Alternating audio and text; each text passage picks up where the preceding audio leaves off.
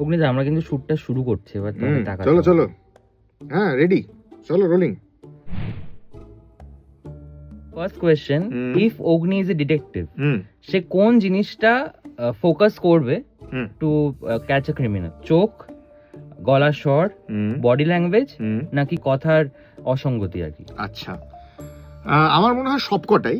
তার কারণ অগ্নি ক্রিমিনালকে দেখে বিচার করবে না, অগ্নি ফেলুদার ভক্ত, তাই অগ্নি নিজের মগজাস্ত্রের উপর ভরসা রাখবে।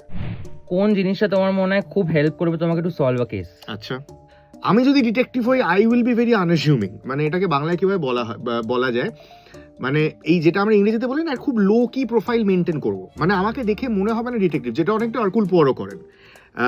সহজভাবে মেশেন, সহজভাবে কথা বলেন এবং কথার ছলে পুরোটা বের করে নেন। তো আমার মনে হয় এই জিনিসটা আমাকে খুব হেল্প করবে।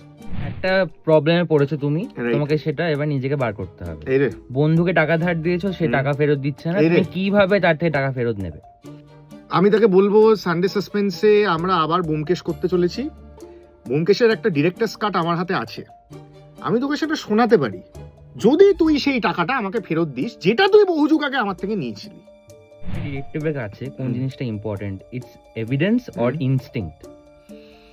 আমার মনে হয় ইনস্টিংক্ট, এভিডেন্স তো বটেই। এই ক্ষেত্রে রয়্যাল বেঙ্গল রহস্যের একটা ফেলুদার ডায়লগ আমার খুব ভালো লাগে। ফেলুদা যেটা লালমোহন বাবুকে বলে, ফেলুদা বলে যে আপনার সমস্যাটা কি বলুন তো, আপনি ক্রিমিনাল ঠিক করে তার ঘাড়ে ক্রাইমটা বসানোর চেষ্টা করেন, আর আমি ক্রাইমের ধাঁচটা বুঝে নিয়ে সেই অনুযায়ী ক্রিমিনাল খোঁজার চেষ্টা করি। তো লালমোহন বাবুর উত্তরটা আরো অপূর্ব, এখানেও তাই করছেন বুঝি, এছাড়া তো উপায় নেই। কোত্থেকে শুরু করেছেন? কুরুক্ষেত্র। তুমি একজনকে ডাউট করেছো, সে এবার বেশি বেশি ব্যাখ্যা দিচ্ছে, তোমার তার উপরে বেশি ডাউট হবে নাকি তুমি ভাববে না না এ কিছু করেনি? আমি নিজের কাছে নিজেকে খুব এক্সপ্লেন করতে ভালোবাসি, বিশেষ করে এটা প্রেমের ক্ষেত্রে প্রযোজ্য।